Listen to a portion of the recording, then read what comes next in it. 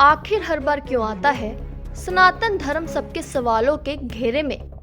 आखिर हर बार क्यों होता है हिंदुओं पर अत्याचार?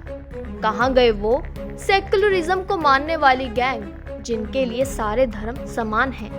कहाँ गए #आइज ऑन गाजा के समर्थक? अब हिंदुओं का साथ देने की बारी आई तो आवाजें क्यों खामोश हो गई?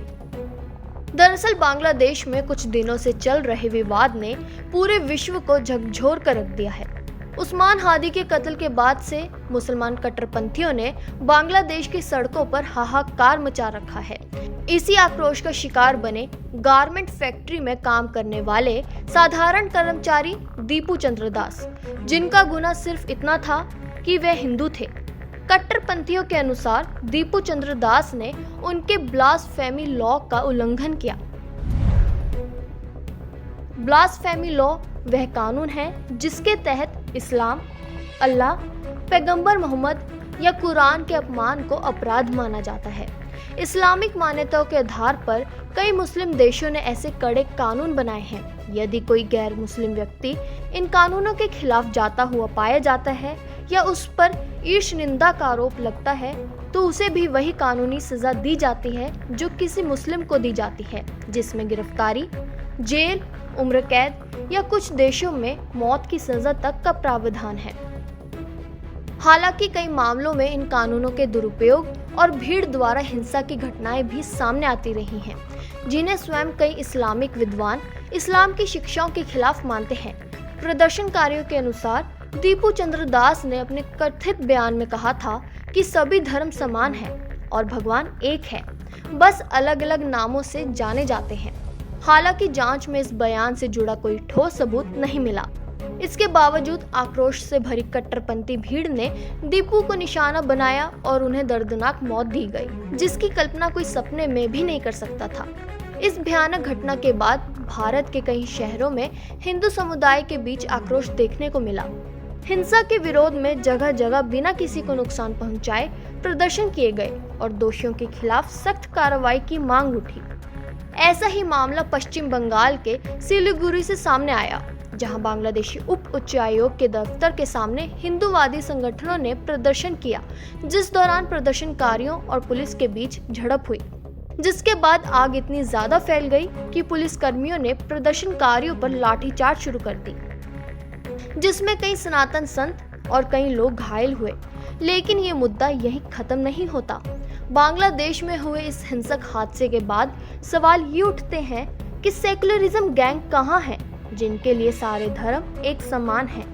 कहाँ हैं विपक्षी पार्टियों के कार्यकर्ता जो मुसलमानों के वक्त पूरा समर्थन देते हुए दिखाई देते हैं, लेकिन हिंदुओं पर अत्याचारों के वक्त मानो जैसे मौन व्रत धारण कर लिया हो?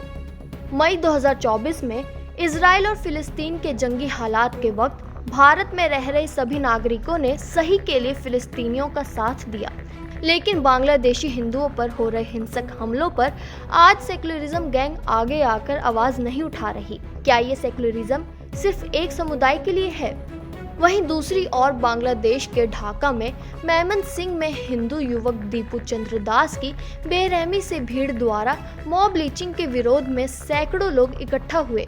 हिंदू धार्मिक संगठनों और अल्पसंख्यक अधिकार समूह द्वारा आयोजित ये प्रदर्शन नेशनल प्रेस क्लब के सामने हुआ, जिसमें न्याय और अल्पसंख्यकों के लिए बेहतर सुरक्षा की मांग की गई।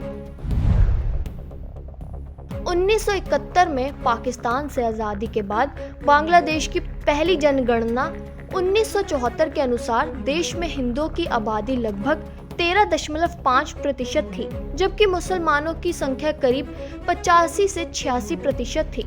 आज हालात बदल चुके हैं। हिंदू आबादी घटकर लगभग 7 से 8% रह गई है, जबकि मुसलमानों की संख्या बढ़कर करीब 91% तक पहुंच चुकी है। हिंदुओं की हिस्सेदारी में आई इस लगातार गिरावट के पीछे 1971 के नरसंहार, बार बार होने वाली सांप्रदायिक हिंसा, जबरन पलायन, संपत्ति पर कब्जे और असुरक्षा का माहौल बड़ी वजह माने जाते हैं, जिसके चलते लाखों हिंदू परिवारों ने बांग्लादेश छोड़कर भारत में शरण ली। बहरहाल बांग्लादेश की धरती पर बहा ये खून सिर्फ एक दीपू चंद्र दास की हत्या नहीं है, बल्कि ये उस चुप्पी का भी कत्ल है जो बार बार हिंदुओं के दर्द पर ओढ़ ली जाती है। सवाल आज भी वही है, क्या इंसानियत का पैमाना धर्म देखकर तय किया जाएगा? क्या सेकुलरिज्म की आवाज सिर्फ चुनिंदा मुद्दों, समुदायों तक सीमित रह गई है? फिलहाल के लिए इस खबर में इतना ही। देश और दुनिया की बड़ी खबरों के लिए देखते रहिए पंजाब केसरी टीवी। हमसे जुड़े रहने के लिए हमारे YouTube चैनल को सब्सक्राइब करें और नई वीडियो की नोटिफिकेशन के लिए बेल आइकॉन को दबाएं।